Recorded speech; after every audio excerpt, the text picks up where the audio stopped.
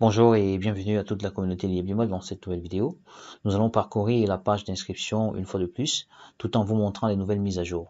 Alors, lorsque vous créez votre compte, vous devez savoir qu'il y a une chose que vous devez faire en premier, c'est de vérifier la totalité ou alors l'ensemble de vos noms. Et de veiller à ce que les noms que vous allez écrire soient, n'est-ce pas, les mêmes qui sont portés sur votre pièce d'identification. Donc, pour faire court, si vous envoyez quelqu'un créer votre compte à votre place, il serait plus judicieux de lui donner votre pièce d'identification pour qu'il écrive exactement les mêmes choses qui sont là-bas. Sinon, vous allez buter lors de la vérification. Alors, si je vais créer un compte, c'est ça. Je vais renseigner les informations et je vais créer le username. À supposer que si je veux renseigner un username qui existe déjà dans la base de données, le système me dit non, je ne peux pas l'utiliser. Par exemple, je vais prendre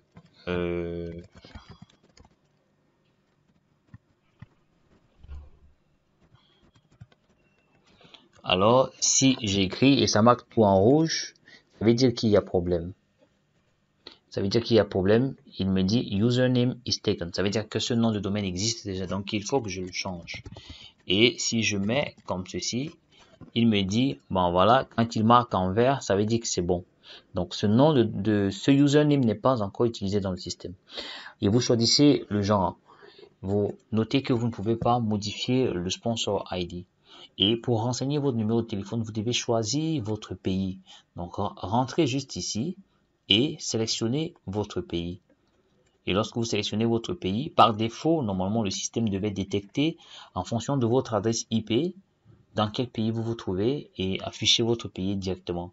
Donc certaines personnes, par fausse manipulation, peuvent sélectionner, comme je vois certaines, c'est Afghanistan, Albanie, donc les tout premiers pays. Mais sinon, votre pays est toujours listé en tête. Si c'est pas le cas, notifiez-nous et nous allons corriger le problème. Alors, lorsque vous avez renseigné toutes les informations nécessaires, vous allez voir tout marqué en vert. Lorsque ça marque en vert, c'est plutôt une bonne nouvelle. Mais lorsqu'il y a quelque chose en rouge, vous devez corriger. Et j'attire également l'attention sur des personnes qui ajoutent encore l'indicatif devant. L'indicatif est déjà sélectionné. Vous n'avez pas besoin de rajouter votre indicatif ici. Vous renseignez juste votre numéro de téléphone. Sinon, vous n'allez pas recevoir les notifications lorsque vous allez faire les transactions, soit de transfert, soit de retrait et tout ce qui va avec. Donc, ne mettez plus l'indicatif devant le numéro de téléphone. Donc, laissez comme ça parce que l'indicatif est déjà sélectionné dans la case juste après. Et maintenant, vous devez mettre la source des fonds. Ça peut être vos économies, ça peut être le salaire, ça peut être autre chose. Donc, si vous choisissez salaire, ça va, il n'y a pas de souci. Si vous choisissez vos économies, ça va, il n'y a pas d'autre souci. Mais si vous choisissez Other, alors il y a une case qui vous demande de renseigner. Vous pouvez renseigner quelque chose dans cette case. Peu importe. Vous renseignez la source des fonds parce que vous avez choisi Other. Maintenant, vous devez créer un mot de passe tout en respectant les caractères qui sont mentionnés là. Et si vous voulez voir votre mot de passe, vous pouvez cliquer sur cet œil pour voir votre mot de passe.